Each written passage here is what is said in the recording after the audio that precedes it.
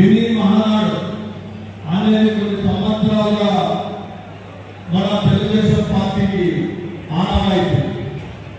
ఇక్కడ సభాధ్యక్షత వహించిన ఎమ్మెల్యే బండారు శ్రావణేశ్వరి గారికి, అలాగే ఎంపీ అంబికా లక్ష్మణ అన్న గారికి, అబ్జర్వర్ పర్వీన్ రాజ్ గారికి, అలాగే ADCC bank chairman Keshava Reddy గారికి, అలాగే తెలుగుదేశం పార్టీ రాష్ట్ర అధికార ప్రతినిధి అయినటువంటి నరసారాయణ అన్న గారికి, ఇక్కడ విచ్చేసిన అందరికీ, మండల కన్వీనర్లకి, రాష్ట్ర కమిటీ వాళ్ళకి, జిల్లా కమిటీ వాళ్ళకి, ముఖ్యంగా తెలుగుదేశం శ్రీనివాస యొక్క కార్యకర్తలకి అందరికీ నా హృదయపూర్వక శుభాకాంక్షలు.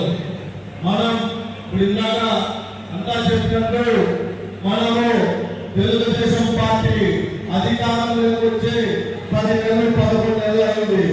ఇప్పటికీ మనం ఒకటే మొన్న చెప్పాము, ఎంపీ ఎమ్మెల్యేకి ఓట్లు చెప్తున్నాం. ఈ రోజు ఎఫ్సీ షాపులు కావచ్చు, ఫీల్డ్ ఎస్టేట్లు కావచ్చు, ఈ రోజు వ్యవసాయాలు చేస్తున్నామంటే మనకి సిగ్గులేదు. 11 నెలలు అయింది.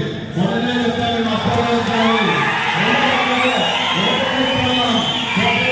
వైఎస్ఆర్ ప్రభుత్వంలో ఏ ఒక్క రోజు